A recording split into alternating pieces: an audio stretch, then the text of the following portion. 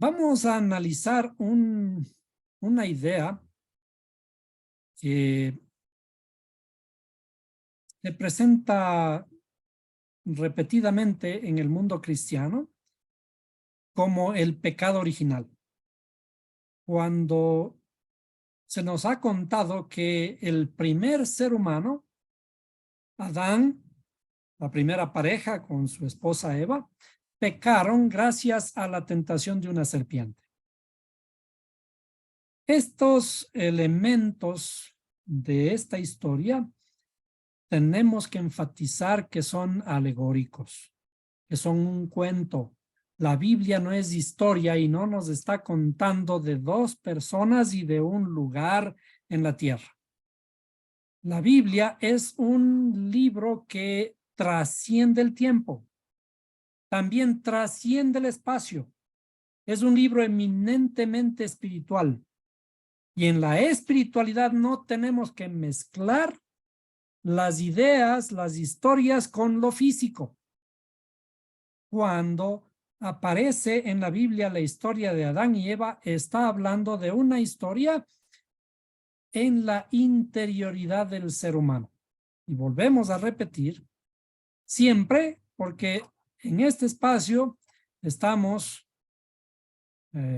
hablando siempre de este tema y de esta estructura fundamental llamada el árbol de la vida. En el árbol de la vida, nuestro, de todos los seres humanos, de todo el universo, inclusive del creador, a quien le llamamos Dios, tiene la misma forma. En esto somos a imagen y semejanza del creador. Tenemos una cabeza o nuestras facultades intelectuales y también tenemos nuestras facultades emocionales y tenemos nuestras facultades de comportamiento. Entonces vamos a ir nuevamente fijando las ideas. Vamos a escribir adecuadamente facultades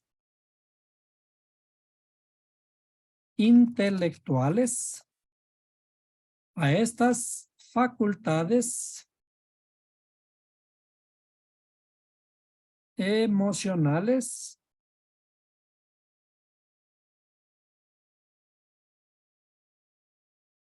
y a las facultades de comportamiento.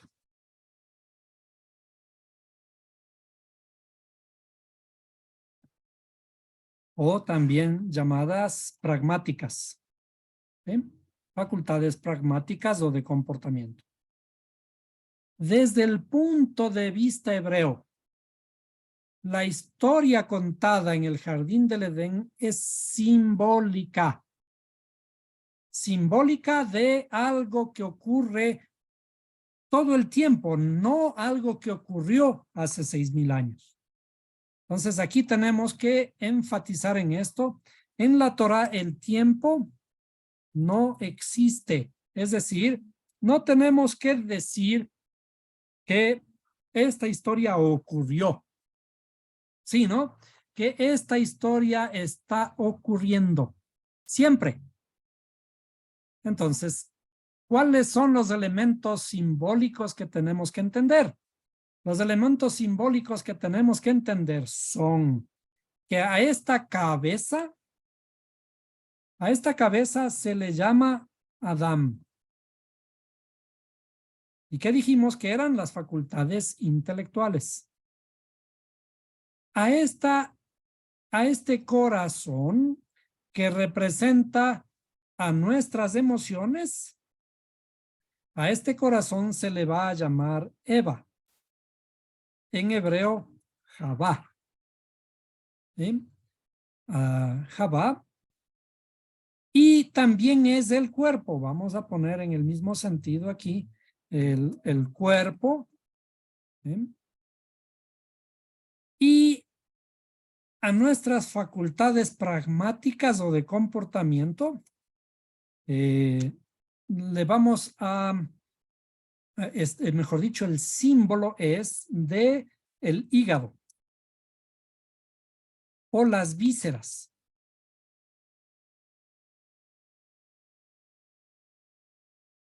Cuando decimos, por ejemplo, que un pensamiento es visceral, algo es visceral cuando no tiene sentido, cuando nos hemos dejado llevar por nuestros impulsos. Entonces aquí vamos a poner impulsos creados por la bilis. Por ejemplo, ¿no? ¿Qué ocurre cuando o en alguna circunstancia estamos enojados? El enojo, cuando estamos muy enojados, el hígado produce y unos ciertos órganos del vaso, etcétera, al lado, comienzan a generar esta bilis que comienza a dispersarse por todo el cuerpo. Cuando ocurre esto, significa que comenzamos a perder el control. ¿Por qué?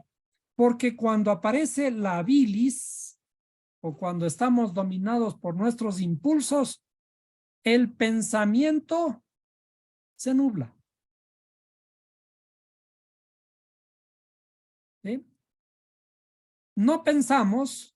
¿Por qué? Porque nuestras vísceras, nuestros pensamientos, la bilis ha controlado el cuerpo. Y allí es en donde hablamos lo que en cualquier tontería que tenemos guardado en el corazón y decimos que estamos hablando inclusive con la barriga.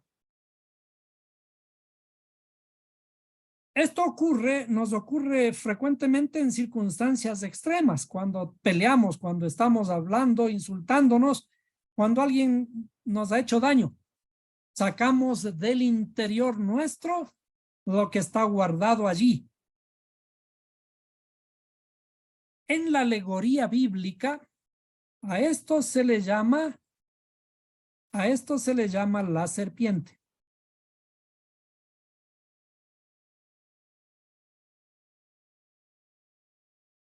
La serpiente. Entonces, para poder explicar desde los niños hasta los adultos y hasta los viejos y que puedan entender y estar estudiando toda la vida para encontrar más detalles sobre esto, se crea una alegoría, se crea un cuento.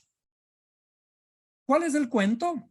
Entonces aquí los personajes del cuento, fíjense en la forma que estamos hablando, que no hay que escandalizarse. Los personajes del cuento son Adán, Eva o Javá y la serpiente.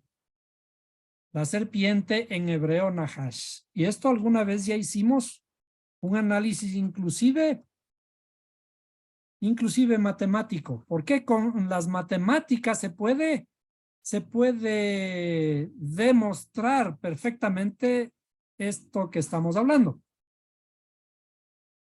Cuando en la historia que parece que ocurrió hace 6,000 años, pero insisto, es una historia que se repite continuamente dentro de los seres humanos, cuando esta serpiente, curiosamente, en la historia, como todos los cuentos, aparece un animal que habla.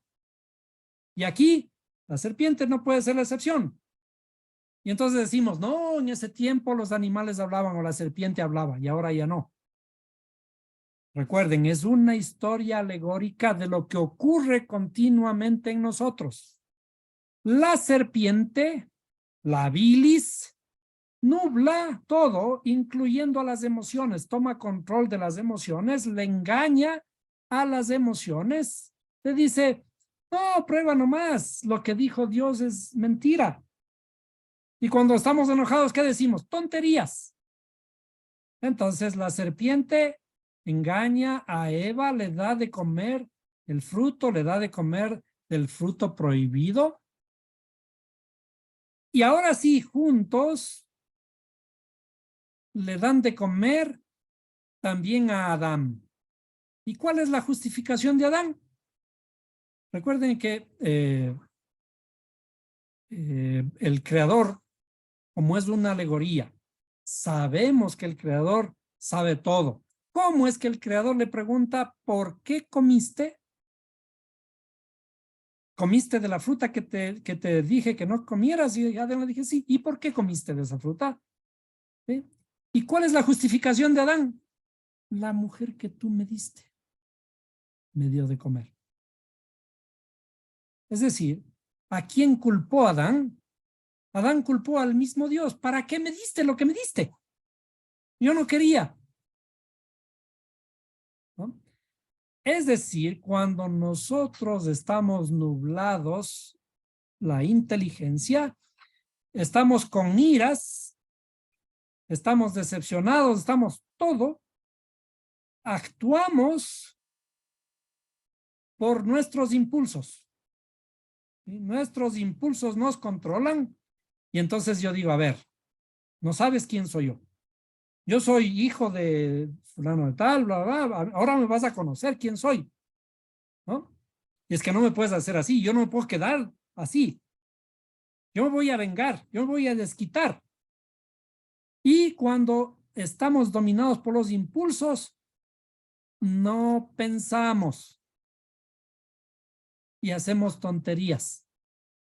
Entonces, ¿por qué? Porque la bilis nos controla, el corazón comienza a bombear más rápido y la sangre se sube a la cara rápidamente y entonces nos sonrojamos, estamos rojísimos de las iras, de las tonterías que hablamos, pero pensar no pensamos. A eso se refiere la historia del jardín del Edén. En el Edén hay armonía.